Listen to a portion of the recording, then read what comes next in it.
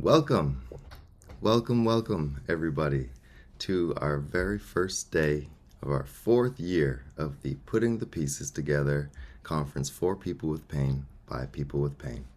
My name is Desmond Williams. I'm a steering member committee of the Putting the Pieces Together conference, and I'm coming to you today from the unceded traditional territories of the Musqueam, Tsleil-Waututh, and Squamish peoples. Before we dive in to everything that we're going to get into this week, and today we're just going to start with a couple of housekeeping notes. First, this session is going to be recorded and will be available on Pain Canada's YouTube channel and website after the conference. For translation and interpretation, look at the bottom of your screen and you will see a button CC to access translation and closed captions. Click on that and select your desired languages. There will be simultaneous French audio translation available. To access this, please follow the Zoom link posted in the session description. Information about where to seek help in a crisis time if needed during the conference is available in the exhibit area in Zoom. And if you have any questions during any of these sessions today or the rest of the week, we do have a Q&A session or section at the bottom of your Zoom screen where you can enter all of your questions and inquiries. So, welcome to the first day of the Putting the Pieces Together conference. Before we get into all of the things, we will be communicating all of our stuff through the week on social media platforms. You will use the hashtag PTPT 2025, and today we will have 3 sessions following this opening: caregiving in pain, navigating the journey together; a gentle movement session, which is a yoga nidra for deep relaxation; and then we have pain hacks, your practical toolkit, which is an interactive session. The first session will start right away, and you'll join the lobby after we're done here today. Then there will be 15-minute breaks between subsequent sessions. Please remember that the conference has been designed for and by people living with pain. While it's open to everyone, and we've done our best to design it to create a brave and safe space for people who live with pain, while we hope there are researchers and clinicians who are also here to learn, please spend your time listening to people who live with pain rather than using these spaces for research or other purposes. Thank you to the PTPT steering committee members, all of the members of our steering committee who contributed to this year's conference. And it really is very, very important what we're doing here in guiding with the lived experience vision as opposed to following. And before we go all into everything, I just want to thank our sponsors, the people who are responsible for us being here. So thank you to Pain BC, the Strategy for Patient-Oriented Research, the Chronic Pain Network, the Canadian Institutes of Health Research Institute of Musculoskeletal Health and Arthritis, the Partnership for the Engagement of Patients with Pain Research, or the PEPPER Project, and Health Canada. Many of our presenters will share stories and perspectives shaped by their individual lived experiences. The views expressed do not necessarily represent the views of Pain Canada or our sponsors. And so this year, unlike some of the other years that we've had, we've decided that we're going to start in a slower and more gentle way. And so we're going to start in the right way by inviting our Indigenous elder today to do an opening for us. And so I'm going to hand it off to our elder, Patty Williams. Thank you. Yeraksha Quinlan. Good morning. Inklakut machine. I am in Klakutma. Patty Williams and Squashed. Cooksjam. I'm live in Coquitlam, so I'm coming from the unceded territory of the Coquitlam, Katzie, and Tsleil-Waututh nations. Just have to take a breath too. We've already started. My opening was a little delayed Um, I'm a cedar bark weaver, and an artist more than I am a technology person, but I think we've got everything going now. And so I'm trying to, I think I'm calm now. And so we can get started. Um, I was asked today to start in a good healing way. Often, what people like to do is do a smudge. I have a book that I use that I get a lot of my information from a young woman from Quebec. Past the Feathers is her website. So today I have my abalone shell, and I have some smudge, but of course it doesn't want to keep burning, but I'll keep working on that. And what I like to do is start with the seven sacred teachings.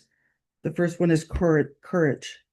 I wash my hands in the sweet smoke so that may be constructive and reach out to others in a good way. Honesty. I bring the smoke over my head and down my back to lighten my troubles and bring clarity of purpose. Respect. I smudge my eyes so that I will see the good in people and learn from them. Truth. I smudge my mouth so that I will speak good things to people and learn to choose my words carefully. Wisdom. I smudge my ears so that I will listen carefully to others, learn from what they say, and become someone they want to listen to. They want to talk to. Love. I bring the smoke towards me to surround my heart so what has been damaged can heal, and what pain is to come will help me to stay strong and grow in a good way. Humility. I wash my feet in the smoke so that I may walk a path full of purpose, compassion, balance, and kindness. May the smoke wash over me and collect my message of gratitude and gather my worries. Let it all rise up to skyward. May my ancestors see that I live with a good mind and keep all of my promises. Um, I grew up in Surrey, just across the river from where I live now. My grandmother lost her status when she married my Scottish grandfather in 1930, so she wasn't Indigenous, but eventually in 1985, after all the grandmas and aunties fought for a long time, she was able to get reinstated. I was able to get my First Nation status in January 2011, and both my kids were able to get their status finally in August 19. So I didn't grow up in our culture, but I've worked as a Indigenous support worker in the school district. I work as an elder now at SFU in the student center there. So it's Bill C3 status, gender equality status, but I always like to bring that up. So, still, I know a lot of people that don't have never heard of that before. So I always try to use that in my little book here. I bought her book too because I don't like to just use things offline and not support the artists or the people that invent these things. So I made sure I bought her little session of 4 books. We could always put that in the chat later. One thing I found interesting in her book was she said she talked to an older Mohawk man, an elder, and he said it was important to remember that creator is not a person, not a god, not one spirit. Creator is creation. So he said, if you gather all the animals on Mother Earth, not forgetting one, if you gather all the birds, not forgetting one, if you gather all the fish and insects and sliders, not forgetting one, gather all the plants and trees, not forgetting one. Gather all the grasses, the roots, the reticence, not forgetting one. Gather all the berries and fruits, not forgetting one. If you gather all the corn, beans, and squash, not forgetting one. If you gather all the waters, streams, creeks, lakes, rain, ice pond, clouds, fogs, and oceans, not forgetting one. If you gather the winds from all 4 directions, north, east, south, and west, not forgetting one. If you gather your grandfathers, the thunder beings, if you call for your elder brother, the sun, if you call for your grandmother, the moon, if you gather the stars, our ancestors, and gather all the people, and stand together in a circle with your bare feet massaging Mother Earth, and take a deep breath, as much as your lungs can hold, you have a sense of creator. Only in the gathering of all living things will you find the spirit, and of the spirit is creation, never forgetting one. So, in other words, creator is all the different deities from each religion.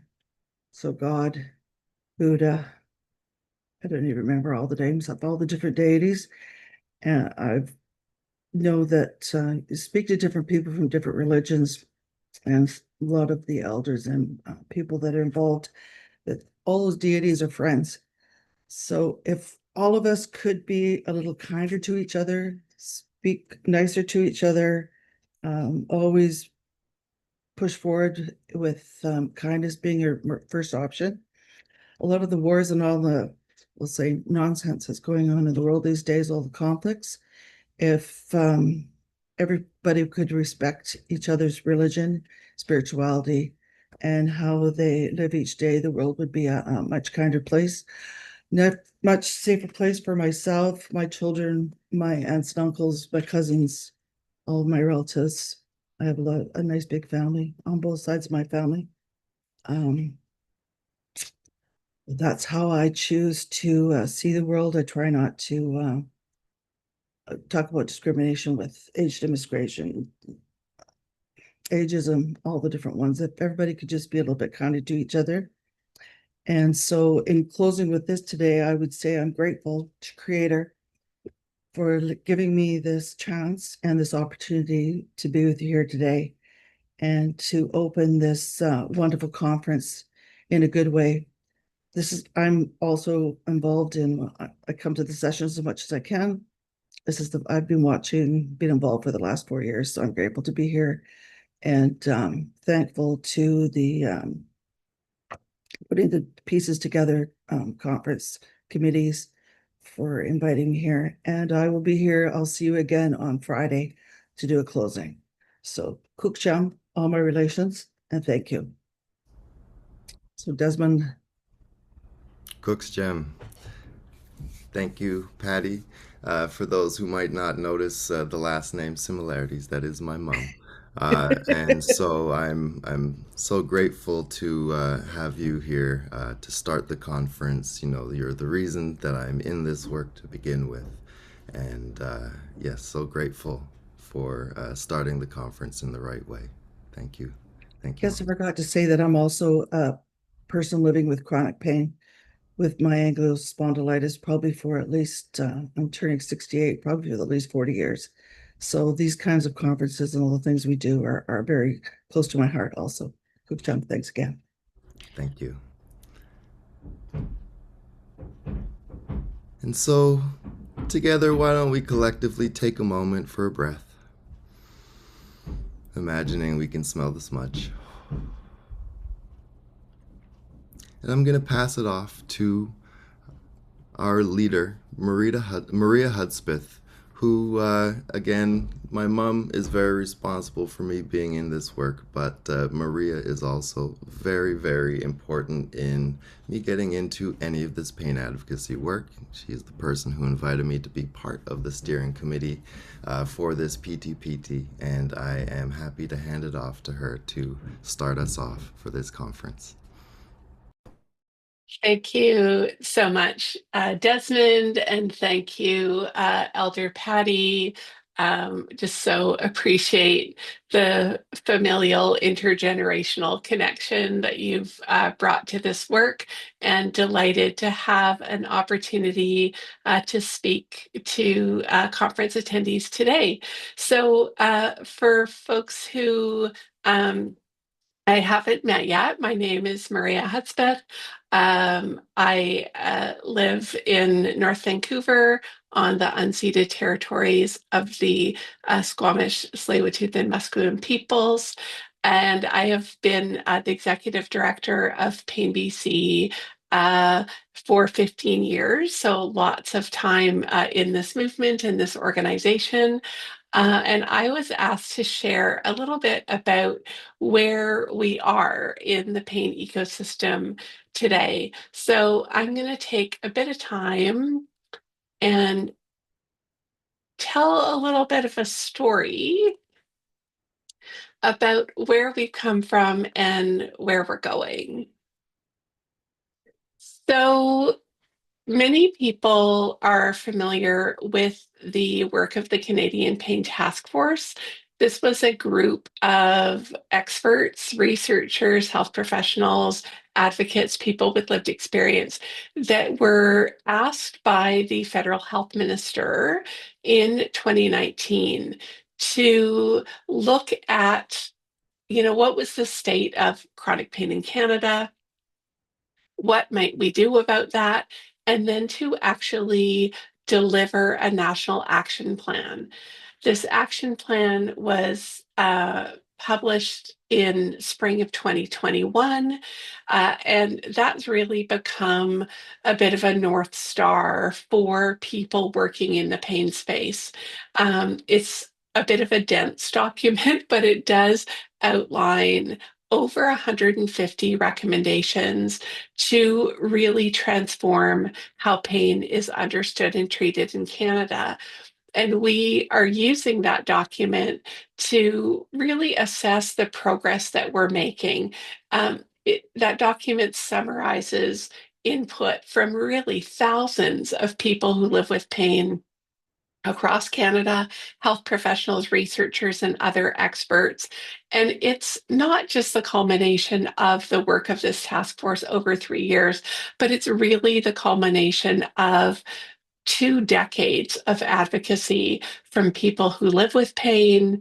Again, the people who care for them, from researchers who have fought long and hard to make pain visible and get pain on the agenda. So the task force was a bit of a megaphone, but we can't forget all of the work and all of the people who contributed, really going back almost 20 years.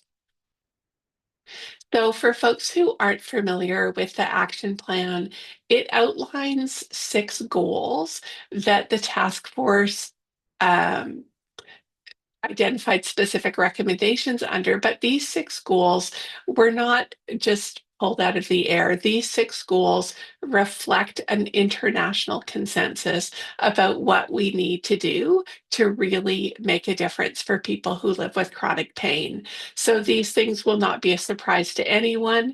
But I want to talk a bit today about, what's the progress that we've made against the goals and the recommendations that we outlined. So, since the action plan was published in 2021, so much has gone on. So, we've been working to build a network and coalition of many, many partners. Some of them are organizational partners, and you see many of them here, but there also are many individuals, people who live with pain, researchers, health professionals, healthcare administrators, policymakers, and we've been working together in what we could think of as a top down and bottom up a set of strategies. So this isn't just delivering an action plan to the federal government and looking to government to fix it. This is really looking to government and calling on government for the things that they do. So regulations, legislation, providing funding, providing guidance. Um, but so many of the things that need doing are things that everyday people need to be doing. So whether it's talking about pain in a workplace, whether it's setting up peer support groups, whether it's launching fundraising for a local community-based initiative, these are all things that we need to be doing in a synergistic way so that government can do the pieces that they're responsible for, and the rest of us, these people that your organizations are seeing on the screen, and many, many others, can do the pieces that we can do. So we know that pain is a wicked and complex problem. It requires a whole of society approach. So we need insurance companies, we need employers, we need unions, we need schools. This really is something that everyone has a role to play. So just about a year after the action plan was published, Pain Canada was launched. And Pain Canada is our national action network that brings together all of these players not just pain-specific organizations, but an increasing number of provincial and territorial governments and health authorities, and an increasing group of pain organizations that are thankfully multiplying. And we brought folks together to say, let's both monitor what's going on, but let's work together to drive action on this plan. And we have an action tracker. It's available on our website at actionplan.paincanada.ca. And you can go into this tracker and click on up top, look at goals that have been completed, goals that are in progress, and you'll see each of these little dots represents one of the recommendations in the action plan. And you can actually click on the dots and see what progress has been made. So I'm going to do what I think of as a highlights reel. So really quickly, just running through many of the things that we've been able to achieve through this diversity of partners across the country. And many more things. I'm just giving a really quick snapshot today. So through our partners at the Power Over Pain portal, we've been able to increase virtual support options. There are regular workshops available. There's connections to peer support, and there are resources in multiple languages, including French, English, Punjabi, Arabic, Spanish, and both traditional and simplified Chinese. We've been making community-based programs more accessible. So through Pain BC and Pain Canada, we run a program called Making Sense of Pain. And we now have this program being delivered in a whole variety of communities, coast to coast to coast. So from BC to Newfoundland and Labrador, to the Yukon. And these are very low barrier programs being developed or being delivered, pardon me, in many remote and rural communities, and also being delivered online. So this is helping people come together, learn from each other, and learn about how to live better with pain. So we've been working with partners to build the capacity of health professionals to assess pain and manage it better. There's a whole number of programs, from online monthly rounds or webinars to online courses that are available free of charge to health professionals. We have some specific programs for people who are undergoing surgery. And then there are a number of mentorship networks and other types of interprofessional learning opportunities where these folks are coming together. They're bringing challenging stories from the people with lived experience that they're trying to support, and they're getting help from others about how to do their work better. So there are several of these programs now happening across the country.